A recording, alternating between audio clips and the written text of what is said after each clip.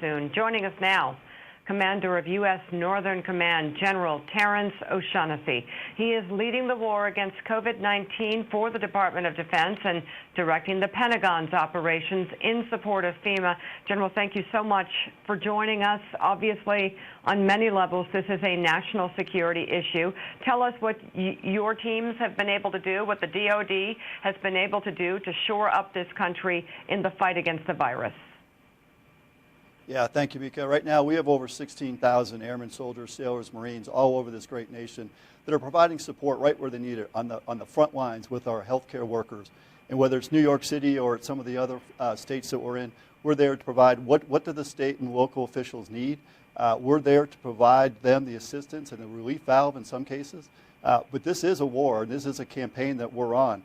We are across the nation right now providing that assistance. Willie. General Willie Geist, good to have you on with us this morning.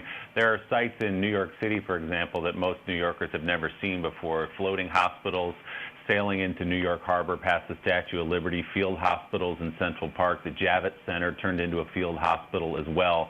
You've described this as a war. You just mentioned that again. So from your point of view, how is the war going? Yeah, thanks, Willie. I think the war is going extremely well, and I really have to take my hat off to the frontline workers. It's the healthcare workers that are in these hospitals day in and day out, working their way through this, providing the care and assistance that our nation needs. And that's where we're focused our attention right now. You mentioned the Comfort and the Javits Center as some very key areas that we're providing that assistance. But what we also found was because of the great support from the citizens that we've been able to mitigate, flatten the curve. We're actually finding that the hospitals have the capacity, but as one of your earlier guests mentioned, it's the staffing of the hospitals right now that's the biggest problem.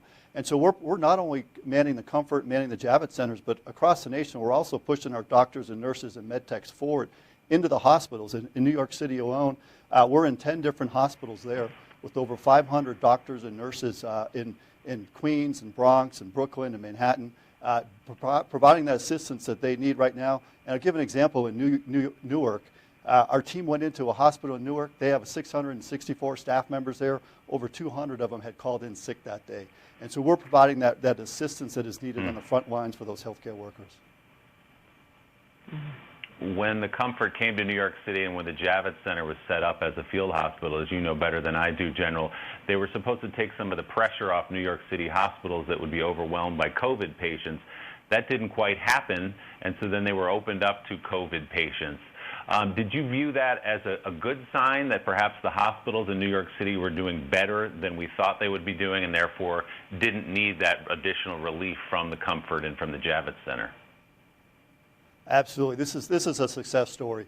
And the success is that the capacity of the hospitals is able to take the vast majority of the patients. Right now, for example, we have 74 patients on the Comfort. We have 334 in the Javits Center. We've taken over 1,000 patients on those two facilities alone. And we have provided some of that relief, but it's not to the extent that we thought it was going in. And what we say in the military is no plan survives contact with the enemy. This was no different. But we adapted our fire. We changed what we were doing. So we wanted to be able to support exactly what the New York City citizens needed. And that's why we're pushing the doctors directly into the hospitals right now. And then we're changing all across the nation. Whatever our nation needs, that's what we're going to be able to provide for support. General Mike Barnacle has a question for you. Mike? General, first of all, thank you for being there when your country needs you. We appreciate it. Secondly, the question, what are your biggest daily logistical challenges and what shortages, if any, do you have to deal with on a daily basis? Yeah, thanks, Mike, for highlighting that. One of lessons learned from so many military campaigns is at the end of the day, it comes down to logistics. And this is no different than what we're facing right now. And to give a couple quick examples, when we were looking at the COVID game plan and we decided that we were going to change what we were doing on the Comfort and go from non-COVID patients to accepting any patients of that high trauma, high urgency care, that we actually needed different equipment. And so we actually found we needed these pressure suits in order to do surgery for a high-end trauma case. You need to have a pressure suit if you might have a COVID patient. So we found pressure suits. There were none available in the New York City area, but we found them down in Virginia. We flew them up in a helicopter and had them there in a matter of hours. So those are the types of things we're doing on the logistics side is we're finding what we need. We're using all of our military assets to get it there and making sure that our forward troops have exactly what they need. How many troopers are under your command, in this command?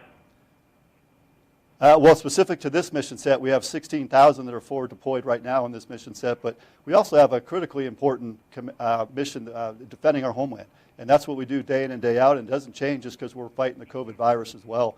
And so we have folks doing ballistic missile defense on my NORAD hat. We have folks that are ready to respond with their fighter jets, their command and control aircraft, their command centers across the nation. And of course, we have to be able to maintain that ability even in the COVID environment. So we have those crews isolated.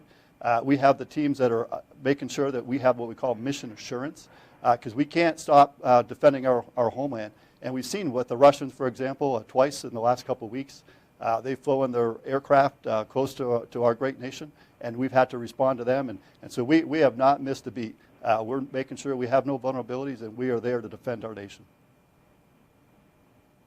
General Terrence O'Shaughnessy, thank you so much for your service and for everything that you're doing right now.